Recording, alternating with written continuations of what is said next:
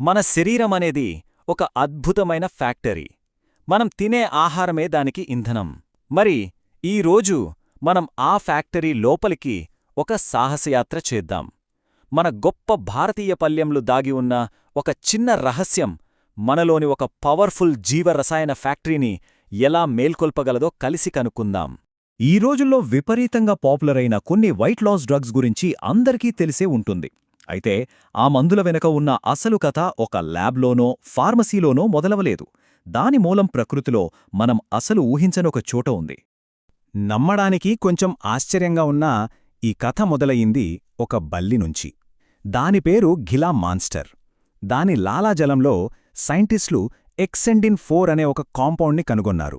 దాని స్పెషాలిటీ ఏంటంటే అది మన శరీరంలో ఉండే ఒక చాలా ముఖ్యమైన హార్మోన్ని దాదాపుగా పర్ఫెక్ట్గా కాపీ చేస్తుంది. ఆ హార్మోన్ పేరే GLP-1.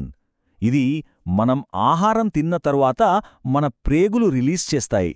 దీనివల్ల మన బ్లడ్ షుగర్ కంట్రోల్లో ఉంటుంది, కడుపు నిండుగా అనిపిస్తుంది, మెదడుకు ఇక చాలు తినడం ఆపు అని సిగ్నల్ వెళ్తుంది. అయితే ఆ బల్లి విషంలోని కాంపౌండ్ మన శరీరం తయారుచేసే GLP-1 కన్నా చాలా పవర్ఫుల్, ఎక్కువసేపు పనిచేస్తుంది. అందుకే దాని ఆధారంగా మందులు తయారయ్యాయి. అయితే ఇక్కడే ఫార్మా ఇండస్ట్రీ దాచిపెట్టిన ఒక పెద్ద రహస్యముంది. అదేంటంటే ఈ శక్తివంతమైన హార్మోన్ కోసం మనకు ఇంజెక్షన్లతో పనిలేదు. ఎందుకంటే మన శరీరంలోనే దాన్ని తయారుచేసే ఒక ఫ్యాక్టరీ ఉంది. దాన్ని మనం మళ్ళీ ఆన్ చేస్తే చాలు. ఇదే అసలైన ప్రశ్న కదూ. మన లోపల ఉన్న ఈ ఫ్యాక్టరీని మళ్లీ పనిలో పెట్టడం ఎలా? దీనికి సమాధానం చాలా సింపుల్. మన ఆహారంలోనే ఉంది. మొదటి టెక్నిక్ లేదా బయోహ్యాక్ చాలా సులభమైనది కానీ చాలా శక్తివంతమైనది. అదే మనం తినే పళ్ళెంను తిరగేయడం, అంటే ఆహారం తినే ఆర్డర్ని మార్చడం. ఇది చిన్న మార్పే అయినా దాని ప్రభావం మాత్రం చాలా పెద్దది. సాధారణంగా మనం భోజనం ఎలా మొదలు పెడతాం? అన్నం లేదా రోటీతో. కానీ మన GLP-1 ఫ్యాక్టరీని ఆన్ చెయ్యాలంటే సీన్ రివర్స్ చెయ్యాలి. ముందుగా ఫైబర్ ఎక్కువగా ఉండే సలాడ్లు, కూరగాయలు తినాలి. ఆ తర్వాత పప్పు, పనీర్ లాంటి ప్రోటీన్లు. ఇక చిట్టచివరగా అన్నం, రోటీ లాంటి కార్బోహైడ్రేట్లు. ఈ ఆర్డర్ చాలా చాలా ముఖ్యం. ఇలా తినడం వల్ల లోపలేం జరుగుతుందో తెలుసా? మనం ఫైబర్ని ముందుగా తిన్నప్పుడు అది మన కడుపులోకెళ్ళి నీటితో కలిసి ఒక చిక్కటి జెల్ లాంటి వలలాగా ఏర్పడుతుంది. ఇది మొత్తం జీర్ణ ప్రక్రియకు ఒక స్పీడ్ బ్రేకర్లాగా పనిచేస్తుందన్నమాట. ఆ జెల్ వల్ల ఏమవుతుందంటే మనం తర్వాత తినే ప్రోటీన్లు, కార్బోహైడ్రేట్లు చాలా నెమ్మదిగా జీర్ణమవుతాయి. అవి మన చిన్న ప్రేగు చివరి భాగానికి చేరడానికి చాలా టైం పడుతుంది. పోషకాలు నెమ్మదిగా అక్కడికి చేరినప్పుడు మన శరీరం ఇలియల్ బ్రేక్ అనే ఒక పవర్ఫుల్ సిగ్నల్ను యాక్టివేట్ చేస్తుంది. సింపుల్గా చెప్పాలంటే, హే బ్రెయిన్, స్టమక్ ఫుల్ అయింది, ఇక ఆపు అని చెప్పి GLP-1 విడుదలను అమాంతం పెంచుతుంది. సరే, ఇప్పుడు రెండో బయోహ్యాక్కి వెళ్దాం. ఈసారి మనం మన ప్రేగుల్లో ఇంకాస్త లోతుకు ప్రయాణించి అక్కడ దాగి ఉన్న ఇంకో పెద్ద రహస్యాన్ని ఛేదిద్దాం. అదే మన మైక్రోబయోమ్. మనం తినే చల్లారిన అన్నం, పప్పు లాంటి వాటిలో రెసిస్టెంట్ స్టార్చ్ అనొకటుంటుంది. అంటే అది మనకు అంత తేలిగ్గా జీర్ణం కాదు. కాని ఈ జీర్ణం కాని ఫైబర్ అస్సలు వేస్ట్ కాదు. నిజానికి అది మన పెద్ద ప్రేగులో నివసించే కొన్ని ట్రిలియన్ల మంచి బ్యాక్టీరియాకు ఒక పెద్ద విందు భోజనం లాంటిది. ఆ బ్యాక్టీరియా ఈ ఫైబర్ని తిన్నప్పుడు కొన్ని అద్భుతమైన రసాయనాలని విడుదల చేస్తాయి. వాటినే షార్ట్ చైన్ ఫ్యాటీ యాసిడ్స్ అంటారు. ఇప్పుడు చూడండి, ఇవి తాళం చెవుల్లా పనిచేస్తాయి. మన ప్రేగు గోడలపై ఎల్ కణాలు అనే స్పెషల్ సెల్స్ ఉంటాయి. వాటిమీద కొన్ని తాళాలుంటాయి. ఈ తాళం చెవులు వెళ్ళి ఆ తాళాలని తెరుస్తాయి. ఆ తాళం తెరుచుకున్న వెంటనే ఆ ఎల్ కణాలు ఒక ఫ్యాక్టరీలా పనిచేసి భారీ మొత్తంలో సహజ GLP-1ని మన రక్తంలోకి పంప్ చేస్తాయి. కాని కథ ఇక్కడతో అయిపోలేదు. ఈ బ్యాక్టీరియాలో ఒక హీరో ఉంది. దాని పేరు అక్కర్మాన్సియా మ్యూసినిఫిలా. ఇది ఒక సూపర్ బగ్. ఎందుకంటే ఇది కేవలం తాళాంచెవుల్నే కాదు, P9 అనే ఒక స్పెషల్ ప్రోటీన్ను కూడా తయారుచేస్తుంది. ఇది ఒక మాస్టర్ కీ లాంటిది.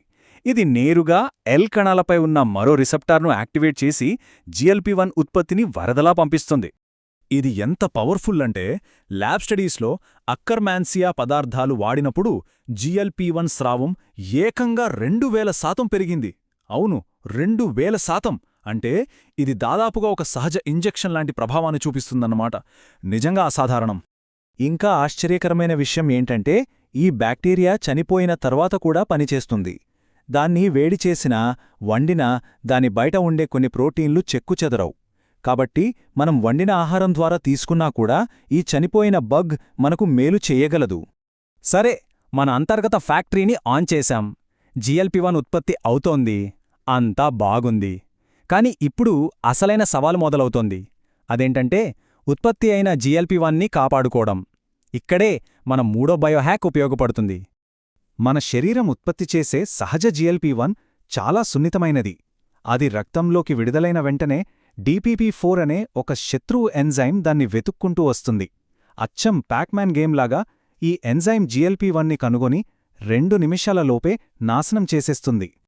అయితే ఈ శత్రువుకి పరిష్కారం కూడా మన వంటింట్లోనే, మన మసాలా డబ్బాలోనే ఉంది. కాకరకాయ, దాల్చించెక్కలాంటి వాటిలో ఉండే సహజ సమ్మేళనాలు బాడీగార్డ్లలాగా పనిచేస్తాయి. అవి రక్తంలోకి ప్రవేశించి ఆ ప్యాక్మ్యాన్ లాంటి DPP-4 ఎంజైమ్ను అడ్డుకుంటాయి. దానివల్ల మన సహజ GLP-1 ఎక్కువసేపు పనిచేయగలుగుతుంది. కాబట్టి ఈ 3 బయోహ్యాక్లను కలిపి చూస్తే మన లోపల ఉన్న ఫార్మసీని అన్లాక్ చేయడానికి ఒక స్పష్టమైన, సహజమైన మార్గం మనకు కనిపిస్తుంది. చూడండి, మన ముందు ఇప్పుడు 2 దారులున్నాయి. ఒకటి, వేలకు వేలు ఖర్చు పెట్టి బయట నుండి సింథటిక్ హార్మోన్ని ఇంజెక్ట్ చేసుకోవడం. రెండవది, మన ఆహారపు అలవాట్లలో కొన్ని తెలివైన మార్పులు చేసుకుని మన సొంత శరీరం చేతే అదే హార్మోన్ని సహజంగా, ఉచితంగా ఉత్పత్తి చేయించుకోవడం. ఏది బెటరో మనమే నిర్ణయించుకోవాలి. ఆకలిని, జీవక్రియను నియంత్రించే ఇంతటి శక్తివంతమైన వ్యవస్థ మన శరీరంలోనే నిర్మించబడి ఉంటే, మరి ఆధునిక సైన్స్ ద్వారా తిరిగి కనుగొనబడడానికి మన పూర్వీకుల ఆహార జ్ఞానంలో ఇంకా ఎన్నెన్ని అద్భుతమైన రహస్యాలు వేచి ఉన్నాయో కదా, ఆలోచించండి.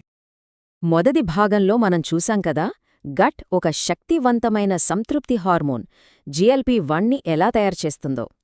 కాని ఆ కోరికలని నిజంగా అణిచివేయాలంటే ఆ హార్మోన్ మన మెదడుకు చేరాలి.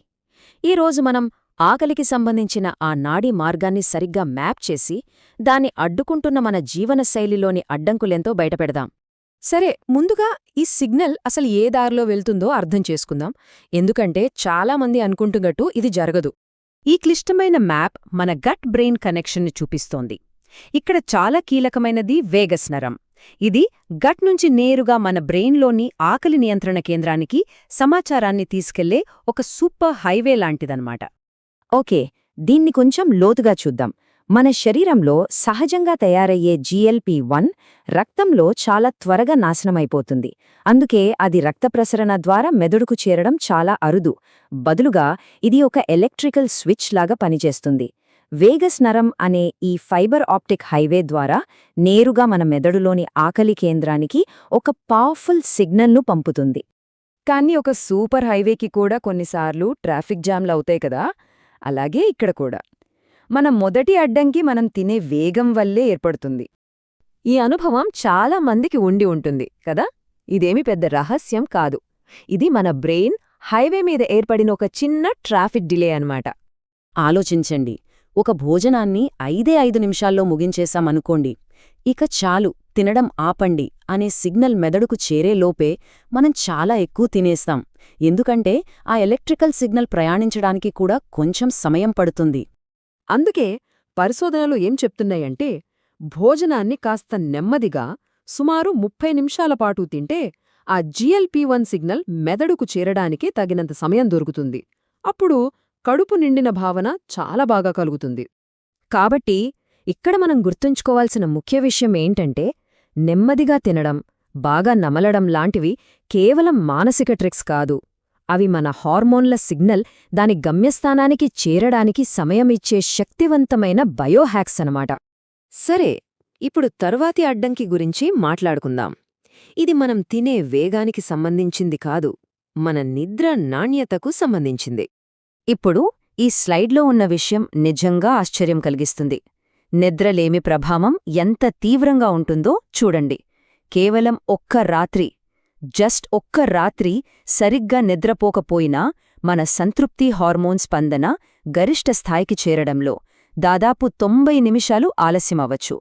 ఇది మన జీవక్రియా సంకేతాలను పూర్తిగా దెబ్బతీస్తుంది. మనం సరిగ్గా నిద్రపోనప్పుడు మన ఆకల్ని నియంత్రించే వ్యవస్థ మొత్తం గందరగోళానికి గురవుతుంది.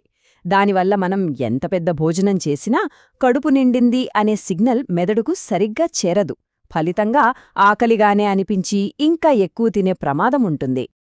ఈ టైం లైన్ మనకు అసలు సమస్య ఏంటో చాలా స్పష్టంగా చూపిస్తోంది. 90 నిమిషాల ఆలస్యంతో మనం పెద్ద భోజనం ముగించినా ఆకలి తీరదు. ఎందుకంటే నా కడుపు నిండింది అనే సిగ్నల్ చాలా లేటుగా వస్తోందన్నమాట. నిద్రలేమియేమో సిగ్నల్ టైమింగ్ను పాడుచేస్తే మరో అడ్డంకి ఏకంగా ఆ సిగ్నల్నే హైజాక్ చేస్తుంది. అదే కార్టిసాల్ హైజాక్. బహుశా అన్నింటికంటే ప్రమాదకరమైనది ఇదేనేమో. ఎందుకంటే ఇది సిగ్నల్ యొక్క చివరి గమ్యస్థానమైన మన మెదడుపైనే దాడి చేస్తుంది. దీర్ఘకాలిక ఒత్తిడి మన మెదడులో ఫుడ్ నాయిస్ను సృష్టిస్తుంది. అంటే కడుపు నిండినప్పటికీ కూడా ఆహారం గురించిన ఆలోచనలు నిరంతరం వస్తూనే ఉంటాయి. ఇది ఒక మానసిక పోరాటం. నిజానికి దీన్ని మన GLP-1 అణచివెయ్యాలి. మన శరీరం నిరంతరం ఒత్తిడికి గురైనప్పుడు అది కార్టిసాల్ అనే హార్మోన్ను విడుదల చేస్తోంది. ఇది శరీరాన్ని ఒక ఎమర్జెన్సీ మోడ్లోకి తీసుకెళ్లి కొవ్వును నిల్వ చేసుకునేలా ప్రోత్సహిస్తూ ఆకలి నియంత్రణకు అడ్డుపడుతోంది. అధిక కార్టిసాల్ స్థాయిలు మన గట్ బ్రెయిన్ హైవేకు భౌతికంగా అడ్డుపడతాయి. ఇది మెదడులోని రివార్డ్ కేంద్రాలలో GLP-1 సిగ్నల్స్ను అడ్డుకుంటుంది. దీని ఫలితంగా సంతృప్తి సంకేతాలు బలహీనపడి ఎక్కువ క్యాలరీలున్న చక్కెరతో నిండిన కంఫర్ట్ ఫుడ్స్ తినాలనే కోరికలు విపరీతంగా పెరిగిపోతాయి. ఇప్పటిదాకా మనం ఈ హైవేని, దానికున్న అడ్డంకుల్ని చూసాంగదా. మరి ఇప్పుడు ఈ మార్గాన్ని ఎలా క్లియర్ చేసుకోవాలో చూద్దాం. ఒక్కసారి గుర్తు చేసుకుంటే ఈ 3 ప్రధాన జీవనశైలి కారకాలు అంటే వేగంగా తినడం, నిద్రలేమి మరియు దీర్ఘకాలిక ఒత్తిడి మన సహజమైన తినడం ఆపండి అనే సిగ్నల్ను అడ్డుకోగలవు. పరిష్కారాలు కూడా నేరుగా ఈ సమస్యలతోనే ముడిపడి ఉన్నాయి. నెమ్మదిగా తినడం, నిద్రకు ప్రాధాన్యత ఇవ్వడం, ఒత్తిడిని తగ్గించుకోవడం ఇలాంటి చిన్న చిన్న అలవాట్లు మన న్యూరోహార్మోనల్ వ్యవస్థపై అద్భుతమైన ప్రభావాన్ని చూపుతాయి. సరే, ఇప్పుడు ఇంకో ఆసక్తికరమైన విషయం. ఒకే ఒక సిగ్నల్ మన ఆకలిని అణచివేయడమే కాకుండా మన శరీరంలోని కొవ్వును కాల్చే ఒక యంత్రాన్ని కూడా ఆన్ చేయగలిగితే ఎలా ఉంటుంది? ఈ చిత్రంలో కనిపిస్తున్నట్లుగా GLP-1 రిసెప్టర్లు బ్రౌన్ ఫ్యాట్ అనే ఒక ప్రత్యేకమైన కొవ్వు కణజాలంలో కూడా ఉంటాయి. దీని ప్రత్యేకత ఏంటంటే ఇది క్యాలరీలను నిల్వ చేయడానికి బదులుగా వేడిని ఉత్పత్తి చేయడానికి వాటిని బర్న్ చేస్తుంది. దీనినే థర్మోజెనెసిస్ అంటారు. అంటే ఇది మన శరీరంలోని క్యాలరీలను కాల్చే ఒక ఫర్నేస్ లాంటిదన్నమాట. అంతిమంగా ఈ బ్రెయిన్ హైవే గురించి అర్థం చేసుకోవడం వల్ల మన జీవశాస్త్రంతో వ్యతిరేకంగా కాకుండా దానితో కలిసి పనిచేయడానికి మనకు శక్తి వస్తుంది. మన అలవాట్లు మన ఆకలి నియంత్రణ వ్యవస్థకు సహాయం చేస్తున్నాయా లేక అడ్డుపడుతున్నాయా? ఈ విశ్లేషణలో పాల్గొన్నందుకు ధన్యవాదాలు. నమస్కారం. మన సిరీస్లోని 3వ భాగానికి స్వాగతం. సరే, ఇప్పటిదాకా మనం GLP-1 ఏం చేస్తుందో చూశాం, మన సాంప్రదాయ భోజనంతో దాన్ని ఎలా పెంచుకోవాలో కూడా తెలుసుకున్నాం. కానీ మన శరీరం లోపల అంటే అచ్చంగా లోపల ఏం జరుగుతోంది? ఈరోజు మనం ఒక అద్భుతమైన ప్రయాణం చేయబోతున్నాం, నేరుగా మానవ యంత్రం లోపలికి. ఈరోజు మనం చూడబోయేదేంటంటే మన ప్రేగు ఈ హార్మోను ఎలా తయారు చేస్తుంది, దానికి ఎలాంటి పదార్థాలు కావాలి, అలా తయారైన హార్మోన్ కడుపును ఎలా లాక్ చేస్తుంది, మెదడులోని మన కోరికల కేంద్రాలను ఎలా హైజాక్ చేస్తోందో అన్నీ చూడబోతున్నాం. మీ శరీరాన్ని ఇంతకు ముందెన్నడూ చూడని విధంగా చూడటానికి సిద్ధంగా ఉండండి. మన ఈ ప్రయాణంలో 4 ముఖ్యమైన దశలున్నాయి. 1 ఎల్ సెల్ ఫ్యాక్టరీలు, 2 ఇలియల్ బ్రేక్, 3 వేగస్ నరం అనే షార్ట్కట్, ఇక 4ది మెదడును హైజాక్ చేయడం. సరే, ఇక మొదలుపెడదామో. సరే, మన ప్రయాణం ఎక్కడ మొదలవుతుందంటే మన చిన్న ప్రేగు యొక్క కింది భాగంలో. ఇక్కడే GLP-1ని తయారు చేసే స్పెషల్ ఫ్యాక్టరీలున్నాయి. వీటిని ఎల్ కణాలు అంటారు. ఇవి చాలా స్పెషల్, ఎందుకంటే ఇవి జీర్ణ వ్యవస్థలో దాదాపు చివర వరకు ఉంటాయి. వాటి పని ఏంటంటే జీర్ణం కాకుండా కిందకొచ్చేసిన పోషకాలని గుర్తించడం. వాటికి సూక్ష్మమైన వేళ్లలాంటి మైక్రోవిల్లీలు ఉంటాయి. అవి బయటకు చొచ్చుకొచ్చి ఏమైనా పోషకాలు వస్తున్నాయా అని వెతుకుతూ ఉంటాయి. ఇక ఇది చూడండి, ఇక్కడే అసలు మ్యాజిక్ ఉంది. ఈ ఎల్ కణాల మీద కొన్ని ప్రత్యేకమైన సెన్సార్లుంటాయి. వాటిని ఒక రకంగా తాళాలు అనుకోవచ్చు. మరి తాళం చెవులు? అవే మనం తినే పోషకాలు. సింపుల్. ఉదాహరణకు మనం పప్పు తిన్నామనుకోండి, అందులోని అమైనో ఆమ్లాలు వెళ్ళి CASR అనే తాళాన్ని తెరుస్తాయి. లేదా నెయ్యి, నట్స్ లాంటి మంచి కొవ్వులు తింటే వాటిలోని ఫ్యాటీ యాసిడ్స్ GPR40, GPR120 అనే వేరే తాళాలను అన్లాక్ చేస్తాయి. భలే ఉంది కదా! అయితే వీటన్నింటిలోకెల్లా అత్యంత శక్తివంతమైన తాళంచెవి ఏదో తెలుసా? Dietary fibre. కూరగాయల్లో ఉండే ఫైబర్ని మన శరీరం అంత సులభంగా జీర్ణం చేసుకోలేదు. నిజానికి ఆ జీర్ణం కాకపోవడమే దాని అసలు బలం. ఎందుకంటే అది నేరుగా ఈ ఎల్సెల్ ఫ్యాక్టరీల దాకా ప్రయాణించి ఒక ప్రత్యేకమైన తాళాన్ని తెరుస్తుంది. ఇక్కడ జరిగే ప్రక్రియ చూడండి. జీర్ణం కాని ఫైబర్ పెద్ద ప్రేగుకు చేరగానే మన మంచి గట్ బ్యాక్టీరియా దాన్ని ఫర్మెంట్ చేస్తుంది, అంటే పులియబెడుతుంది. అప్పుడు షార్ట్ చైన్ ఫ్యాటీ యాసిడ్స్ లేదా SCFAs అనేవి పుడతాయి. ఇవే అసలైన మాస్టర్ కీస్. ఇవి నేరుగా వెళ్లి ఎల్ కణాలపై ఉన్న FFAR2, FFAR3 అనే తాళాలను తెరుస్తాయి. వెంటనే ఆ ఫ్యాక్టరీ GLP-1 ఉత్పత్తిని మొదలుపెడుతుంది. సరే, GLP-1 విడుదల అయింది. దాని మొదటి మిషన్ ఏంటంటే మొత్తం జీర్ణ వ్యవస్థకు బ్రేకులు వేయడం. దీన్నే ఇలియల్ బ్రేక్ అంటారు. ఈ ఇలియల్ బ్రేక్ అనేది మన శరీరం యొక్క ఒక రక్షణ వ్యవస్థ లాంటిది. ఆహారం మరీ వేగంగా కిందకు వెళ్ళిపోకుండా దానిలోని పోషకాలను పూర్తిగా గ్రహించడానికి మనకు సమయం కావాలి కదా. దానికోసమే GLP-1 ఈ సిస్టమ్ను యాక్టివేట్ చేస్తుంది. ఈ స్లైడ్ చూస్తే మీకు చాలా స్పష్టంగా అర్థమవుతుంది. మన కడుపు కింద పైలోరిక్ వాల్వ్ అనే ఒక కండరాల వలయం ఉంటుంది. అది ఒక డ్యామ్ గేట్ లాంటిది. GLP-1 విడుదల కాగానే అది ఆ గేట్ను గట్టిగా బిగిస్తుంది. దానివల్ల ఏమవుతుందంటే కడుపులోంచి ఆహారం బయటకు వెళ్లే వేగం చాలా తగ్గిపోతుంది. అందుకే ఫైబర్, ప్రోటీన్ ఎక్కువగా ఉన్న భోజనం తిన్నప్పుడు మనకు గంటల తరబడి కడుపు నిండుగా అనిపిస్తుంది. ఎందుకంటే ఆహారం నిజంగానే కడుపులో ఎక్కువసేపు ఉండిపోతుంది. దీనివల్ల బ్లడ్ షుగర్ లెవెల్స్ అమాంతం పెరగవు. పైగా మనకు అబ్బా కడుపు నిండింది అనే సంతృప్తి కూడా కలుగుతుంది. ఇక ఇప్పుడు GLP-1కి అస్సలు సవాలు ఎదురవుతోంది. తన సందేశాన్ని మెదడుకు చేర్చాలి, కాని సమయం చాలా తక్కువ. ఇది కాలంతో ఒక రేస్ లాంటిది. మంచి ప్రశ్న కదా. GLP-1 తయారయ్యేది జీర్ణ వ్యవస్థ చివర్లో, కాని దాని ప్రభావం మెదడు మీద దాదాపు వెంటనే కనిపిస్తుంది. అదెలా సాధ్యం? ఎందుకంటే మన శరీరం సహజంగా తయారు చేసే GLP-1 ఎక్కువసేపు బతకదు. దాని హాఫ్ లైఫ్ కేవలం 2 నిమిషాల కన్నా తక్కువ. అంటే అది విడుదలైన వెంటనే నాశనం అవ్వడం మొదలవుతుంది. DPP అనే ఒక ఎంజైమ్ ఉంటుంది. దాన్ని మనం ఒక ప్యాక్మ్యాన్ లాగా ఊహించుకోవచ్చు. అది GLP-1ని వెంటపడి వేటాడి నాశనం చేస్తుంది. దానివల్ల విడుదలైన GLP-1లో కేవలం 10-15% మాత్రమే యాక్టివ్గా రక్తంలోకి చేరుతుంది. కాబట్టి అది మెదడు దాకా ప్రయాణించటం దాదాపు అసాధ్యం. ఇక్కడే మన హీరో ఎంట్రీ ఇస్తాడు. అదే వేగస్ నరం. ఈ పజిల్కి సమాధానం ఇదే. ఇది ప్రేగుల్ని నేరుగా మెదడుకు కనెక్ట్ చేసే ఒక super fast fibre optic cable లాంటిది. ఇది వింటే నిజంగా ఆశ్చర్యపోతారు. అసలు GLP-1 మెదడు దాకా ప్రయాణించదు. బదులుగా అది ప్రేగులలో ఉన్న ఆ వేగస్ నరాన్ని జస్ట్ యాక్టివేట్ చేస్తుంది. అంతే. ఆ నరం వెంటనే మెదడుకొక ఎలక్ట్రిక్ షాక్ లాంటి సిగ్నల్ పంపి, హే, కింద పోషకాలొచ్చేశాయి, ఇక నీ పని నువ్వు మొదలుపెట్టు, నీ సొంత GLP-1 నీవే తయారు చేసుకో అని చెప్తుందనమాట. ఇక మనం చివరి అంకానికి వచ్చేశాం. ఆ GLP-1 సిగ్నల్ మెదడుకు చేరిన తర్వాత అసలు కథ మొదలవుతుంది. చూద్దాం. అప్పుడు మెదడు తన సొంత GLP-1ని తయారుచేసి నేరుగా కొన్ని కంట్రోల్ సెంటర్లకు పంపిస్తుంది. వీటిలో ముఖ్యమైనవి హైపోథాలమస్. ఇది మన శరీరానికి ఎనర్జీ మీటర్ లాంటిది. దానిలోనే ఉండే ఆర్క్యుయేట్ న్యూక్లియస్ మన ఆకలిని కంట్రోల్ చేసే స్విచ్ లాంటిది. మెదడులోని ఈ కీలకమైన కంట్రోల్ సెంటర్లకు సిగ్నల్ వెళ్లడం వల్లనే మన ఆకలి తగ్గిపోతుంది. తిండి మీద మనకున్న కోరికలు కంట్రోల్ అవుతాయి. ఇంకా ముఖ్యంగా ఎప్పుడూ తిండి గురించే ఆలోచించే ఆ ఫుడ్ నాయిస్ అనేది కూడా నెమ్మదిస్తుంది. చూశారుగా, మన శరీరం లోపల GLP-1 యొక్క అద్భుతమైన ప్రయాణం. ఫైబర్ నుంచి ఫ్యాక్టరీకి, కడుపు నుంచి మెదడుకు. ఇప్పుడు మన బయాలజీకి సంబంధించిన ఈ బ్లూ ప్రింట్ మన చేతిలో ఉంది. దీన్ని ఉపయోగించి మనం మన